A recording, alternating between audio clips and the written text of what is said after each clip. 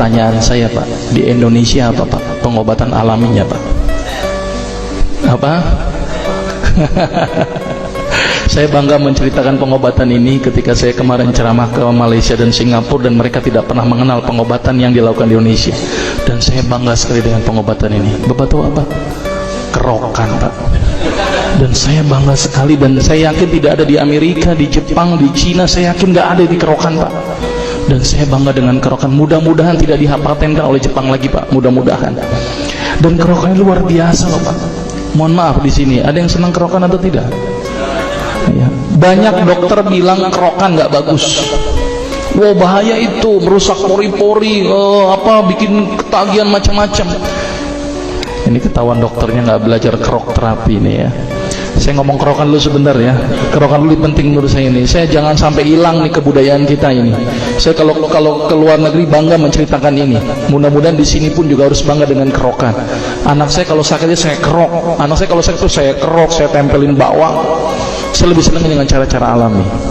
Saya cerita sedikit tentang kerokan. Kerokan ini ternyata diteliti oleh seorang peneliti dari Jepang. Orang Jepang datang ke Indonesia meliti perilaku binatang, tapi ternyata dalam penelitiannya itu dia melihat perilaku orang Indonesia aneh-aneh.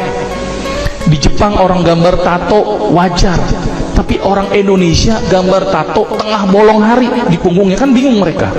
Ini ada apa ini orang Indonesia kok gambar tatoan seperti ini? Ditanya, ini bukan tato, ini adalah pengobatan. Emang dasar orang Jepang tuh kalau ada yang aneh-aneh langsung diteliti. Akhirnya diteliti itu orang yang dikerok sama orang yang sebelum dikerok, diambil darahnya, dilihat dengan mikroskop. Ternyata makrofag orang yang dikerok itu lebih aktif dalam makan kuman.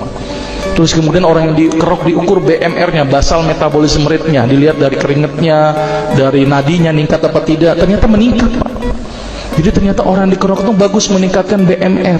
Apa tuh basal metabolism rate? Jadi kalau orang demam, demamnya cepat hilang. Orang yang nggak selera makan jadi selera makan. Luar biasa itu penelitiannya. Tapi ada syaratnya Pak, ini yang cukup penting. Ternyata ini ngomong kerok nggak apa-apa ya sedikit ya. Kerokan tidak boleh menggunakan logam. Itu yang bikin jelek Pak. Pakai apa dok? Bawang merah. Orang bilang nggak terasa, bodoh amat. Yang penting bawang merah. Yang kedua, ini cukup penting. Kerokan tidak berpatokan kepada gosong Pak. Selama ini kita kalau kerokan kan kalau belum gosong belum pindah-pindah kan, kerok terus baru pindah lagi kan, ini nggak bener ini Pak. Ya cukup 3-5 kali selesai. Yang ketiga, selama ini kita kerokan tuh asal-asalan Pak, asal gambar tulang ikan jadi kan gitu kan. Padahal itu ada aturannya Pak, harus di sela-sela iga, tulang atas tulang bawah di tengahnya. Kalau bisa agak mepet ke tulang atas, karena itu tempat keluarnya arteri, vena dan nervus costae. Jadi itu luar biasa, dan dikerok itu bukan sekali aja Pak, sehari bisa 3 kali. Dan saya bangga dengan kerok ini. Mudah-mudahan tidak hilang di muka Indonesia ini, di bumi ini. Sepakat Pak kerokan? Ya, kalau saya ceramah-ceramah saya tampilkan kerokan terus. Dan saya bangga. Di Malaysia tetangga kita aja nggak ada yang kerokan Pak. Ya, jadi kita harus bangga itu.